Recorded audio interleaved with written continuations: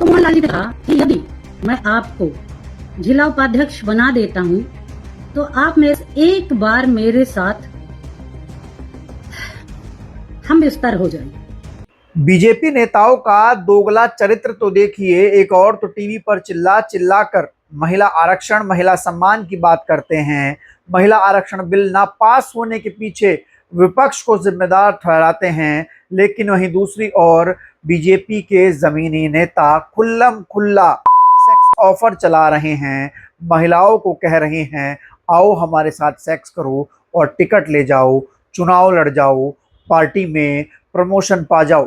तो वहीं दूसरी ओर एक दूल्हा आया तो था अपने घर से शादी करने, लेकिन बेचारे को ना दुल्हन मिली, ना शादी हुई, बारात अलग से पिटी और अब 14 लाख रुपए का दंड जो है भरना पड़ा। नमस्कार, मेरा नाम है गौरव पाल, आप देख रहे हैं गौरव का चश्मा। हाल ही में कुछ दिनों पहले जब संसद में महिला आरक्षण बिल पास नहीं हुआ तो देश के प्रधानमंत्री नरेंद्र मोदी ने राष्ट्र की बात को संबोधित करते हुए कहा कि देखिए, कांग्रेस और विपक्षी दल कितने धूर्त हैं। वो महिलाओं की हिस्सेदारी और भागीदारी नहीं चाहते हैं, वो महिलाओं के आरक्षण के खिलाफ हैं। उन्होंने महिला आरक्षण वाला संवैधानिक संशोधन बिल संसद में पास होने नहीं दिया। समाजवादी पार्टी के पास भी मौका था कि वो महिला विरोधी छवि होने के दाग को कुछ कम कर सके, लेकिन सपा भी इसमें चूक गई। समाजवादी पार्टी लोहिया जी को तो पहले ही भूल चुकी है। सपा ने नारी शक्ति वंदन। प्रधानमंत्री नरेंद्र मोदी से लेकर बीजेपी के तमाम नेता जो हैं वो महिला आरक्षण बिल के ना पास होने के कारण विपक्ष को, सपा को, कांग्रेस को जी भर कोस रहे हैं। पूरा एक मूवमेंट जो है वो देश में विपक्ष के खिलाफ चलाया जा रहा है और विपक्ष को महिला विरोधी साबित किया जा रहा है। तो वहीं दूसरी ओर बीजेपी के जमीनी नेता जो हैं, जो जिला अध्यक्ष हैं और जो जमीन के नेता हैं, वो महिलाओं को खुल्लम खुल्ला ऑफर दे रहे हैं। जी हाँ, मामला उत्तर प्रदेश के महोबा का है, जहां पर मोहनलाल कुशवाहा जो कि बीजेपी के जिला अध्यक्ष हैं, उन पर उन्हीं की एक पार्टी की महिला जो कार्यकर्ता है उसने आरोप लगाए हैं कि मोहनलाल कुशवाहा ने महिला कार्यकर्ता को एक ऑफर दिया। ऑफर क्या था वो महिला कार्यकर्ता के मुंह से आप खुद सुनिए। तो मोहनलाल जी ने कहा कि यदि मैं आपको जिला उपाध्यक्ष बना देता हूं तो आप मेरे साथ लखनऊ, दिल्ली हर जगह चलेंगी, किसी को शक भी नहीं होगा। बस एक बार, मैं कैसे इस बात को बोलूं मुझे खुद समझ में नहीं आ रहा है। इस जैसे नीच व्यक्ति को क्या कहूं मैं। इसने कहा, बस एक बार मेरे साथ हम बिस्तर हो जाइए। हम बिस्तर होने का मतलब सारा समाज समझता है। इनकी इतनी गंदी भावना जो मुझे महीनों से कचोट रही है, मैं किसी से कह नहीं पा रही थी, शांत थी। मैंने कहा, भाई साहब, आपके घर में भी बहू बेटियां हैं, ऐसी बातें की जाती हैं? आप बहनों के प्रति ऐसी धारणा रखते हैं? और क्रोधित होकर मैं वहां से आने लगी तो इन्होंने कहा कि दीपाली जी, अगर आप मेरी बात को मान जाएंगी तो मैं जिला पंचायत का आपको टिकट भी दे दूंगा। मैं लालची महिला नहीं हूं।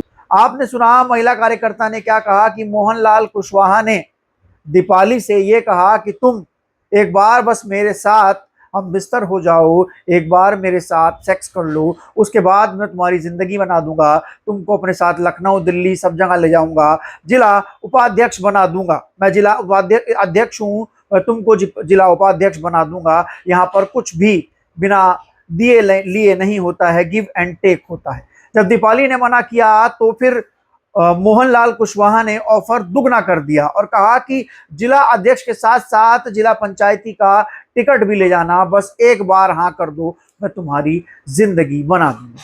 आप देख सकते हैं कि एक और जहां बीजेपी पूरे विपक्ष को कोस रही है, कह रही है कि महिलाओं को विपक्ष ने बराबरी का अधिकार देना नहीं चाहा, महिलाओं को विपक्ष जो है वो संसद में बड़ी संख्या में देखना नहीं चाहता है। तो वहीं दूसरी ओर बीजेपी के नेता जो हैं वो खुल्लम खुल्ला महिलाओं का जो रिप्रेजेंटेशन दे रहे हैं उसके पीछे क्या फेवर ले रहे हैं, उसके पीछे क्या कह रहे हैं, उसके पीछे क्या नियत दिखा रहे हैं, ये सबको दिख रहा है। महिला के आरोप गंभीर हैं और आरोप किसी छोटे मोटे नेता पर नहीं, वो जिले के जिला अध्यक्ष पर लगाए गए हैं। जिला अध्यक्ष जो होता है वो पार्टी का एक बड़ा लीडर होता है और ऐसे में अगर इस तरीके के जिला अध्यक्ष बीजेपी में बैठे हैं जो महिलाओं को खुल्लम खुल्ला हम बिस्तर होने की शर्त पर पार्टी में आगे बढ़ा रहे हैं, तो बीजेपी फिर किस मुंह से विपक्ष को कोस रही है कि वो महिला आरक्षण रोक रहा है। क्या बीजेपी में इसके ऊपर लेवल पर भी या उससे ऊपर लेवल पर भी महिलाओं को इस तरीके से रिप्रेजेंटेशन दिया जाता है? क्या महिलाओं को टिकट देने के लिए बीजेपी में यही क्राइटेरिया तय किया जाता है जो मोहनलाल कुशवाहा कह रहे हैं अपनी एक महिला कार्यकर्ता से? तो वहीं दूसरी ओर खबर जो है वो गाजियाबाद की है। गाजियाबाद में एक हाई वोल्टेज ड्रामा हुआ। एक दूल्हा मिंटू जो कि हापुड़ से शादी करने के लिए बारात लेकर पहुंचा था गाजियाबाद में उसके साथ एक ऐसा कांड हो गया जिसको वो जीवन भर नहीं भूल पाएगा। ना तो शादी हुई और ना ही पैसा बचा। जी हाँ, आपको बता दें मिंटू हापुड़ से गाजियाबाद बारात लेकर पहुंचा था। गाजियाबाद में बारात का स्वागत हुआ, नाच गाना हुआ, लेकिन जब स्टेज पर वरमाला के लिए मिंटू पहुंचा तो मिंटू जो था वो एकदम से बेहोश हो गया। आनन फानन में मिंटू को अस्पताल लेकर जाया गया। कुछ लोगों ने अफवाह फैलाई कि गोली चली है। लड़की पक्ष ने कहा कि मिंटू ने बहुत ज्यादा शराब पी हुई थी, वो शराब के नशे में गिर गया, वो शराब के नशे में बेहोश हो गया। ये क्या हुआ था? मेरी तो जिंदगी खराब हो गई। जब मैं स्टेज पे गई थी तो उसके बत्ती से बिछ गई थी तुरंत। बिल्कुल दौड़ा पड़ गया था, उसकी बत्ती बिछ गई थी। मैंने बस बैठने के बाद ही पर क्या हुआ था? उसका मुंह भी चला था और हाथ पैरों के साथ निकल गए थे। आज क्या माहौल हुआ यहाँ पर शादी? फिर भी उल्टा हमें कहा जा रहा है हर चीज के लिए। पिछली बार सगाई में गए तो इसने बहुत ज़्यादा ड्रिंक की हुई थी, तो आज भी शायद यही था। बाहर उसने ड्रिंक की, गाड़ी में भी ड्रिंक की हुई थी और हमसे बोल नहीं रहा था। दूल्हे ने? जी, दूल्हे ने ड्रिंक की हुई थी और बोल नहीं रहा था। हमें थोड़ा डाउट हुआ, पहले भी डाउट हुआ थोड़ा सा, लेकिन हमने ये कहा नहीं। लेकिन आज जब जहाँ ऐसी हालात हुए इसको डॉक्टर के ले जाया गया, वहाँ चेकअप कराने के बाद ये पता चला भाई वो इसने बहुत ज़्यादा इतना नशा करा हुआ है, सूखा नशा करा हुआ है कि इसको खुद नहीं पता चला। और इसके आधे कुछ पार्ट्स खराब भी हैं मेरे को। बॉडी पार्ट्स खराब? जी, बॉडी पार्ट कुछ पार्ट्स खराब है। दुल्हन का रो के बोला बुरा हाल है। अब देखो उसकी तो ज़िंदगी खराब है साहब। अब देखिए बिल्कुल हमारी बेटी जैसी है, पर ज़िंदगी तो खराब हो गई उसकी। पहले डिमांड थी, वो कैसे कैसे करके हमने हाथ जोड़ के, पहले स्कॉर्पियो की मांग थी, हाथ जोड़ के छोटी गाड़ी के लिए ज़बरदस्ती हमें कहा गया, हमने चलो हाथ जोड़ो, चलो छोटी गाड़ी दे देंगे। फिर और ऊपर से हमें सोना नहीं दिया, हमें ये नहीं दिया, हमें इतना दहेज चाहिए। बिल्कुल आज किस तरह से हाथ जोड़ के बात दुल्हन ने भी कही, ये बात दुल्हन के जीजा ने भी कही, लेकिन डॉक्टर ने बताया कि मामला ही कुछ और है। डॉक्टर ने बताया कि मिंटू थोड़ा नर्वस हो गया था और मिंटू का जो बीपी था वो बढ़कर 160 हो गया, इतनी गर्मी जो पड़ रही है, और मिंटू इस वजह से बेहोश हो गया। लेकिन लड़की वालों ने एक ना सुनी, पूरी बारात की जमकर धुनाई की और मिंटू से रिश्ता तोड़ दिया। लड़की के जीजा ने तो ये तक कहा कि मिंटू सगाई में भी शराब पिए हुए था, मिंटू शादी में बहुत ज्यादा दहेज मांग रहा था, मिंटू बड़ी गाड़ी मांग रहा था, हम छोटी गाड़ी देने को तैयार थे, और आज वो शराब पीकर मंच पर पहुंचा और वहां पर बेहोश हो गया। जिसके बाद बताया जा रहा है कि इस पूरे मामले में फैसला हुआ, पूरे मामले में सुनवाई हुई और बीमार मिंटू जो बीमारी के कारण बेहोश हुआ था उसको शराबी नशेड़ी बता दिया गया और उसके परिवार से 14 लाख रुपए ठग लिए गए, 14 लाख रुपए ऐंठ लिए गए, क्योंकि लड़की वालों का ये कहना था कि हमारा शादी में 14 लाख का खर्च हुआ है, ये खर्च आप दीजिए। शादी लड़के वालों ने नहीं तोड़ी, शादी लड़की वालों ने तोड़ी, लेकिन फिर भी डांड जो था वो लड़के वालों को भरना पड़ा। अक्सर आपने देखा है कि जब लोग शादी में दहेज का लेन देन करते हैं, दहेज मांगते हैं, वो उस समय तो ठीक रहता है, लेकिन जरा सी ही गड़बड़ अगर होती है तो वो दहेज जो है वो लड़का पक्ष पर भारी पड़ जाता है। लड़का पक्ष को कई गुना ज्यादा, दहेज से ज्यादा देना पड़ता है और फिर बाद में वो जीवन भर पछताते हैं। और ऐसा ही हाल मिंटू वाले केस में भी हुआ, कई मामलों में हमने देखा है। जाहिर सी बात है कि मिंटू वाले केस में जो दुल्हन पक्ष था वो शादी के समय ही पहचान पाया, जान पाया कि लड़का शादी करने लायक नहीं है। अभी इसमें मैं मानता हूं कि दुल्हन पक्ष की भी एक गलती है। अगर वो अपनी लड़के का रिश्ता करने जा रहे थे तो उनको लड़के के बारे में सारी जानकारी कर लेनी चाहिए थी। शराब पीता है, नहीं पीता है, खुद बीमार है, बीमार नहीं है, वो इतना दहेज मांग रहा है तो उसके साथ शादी नहीं करनी है।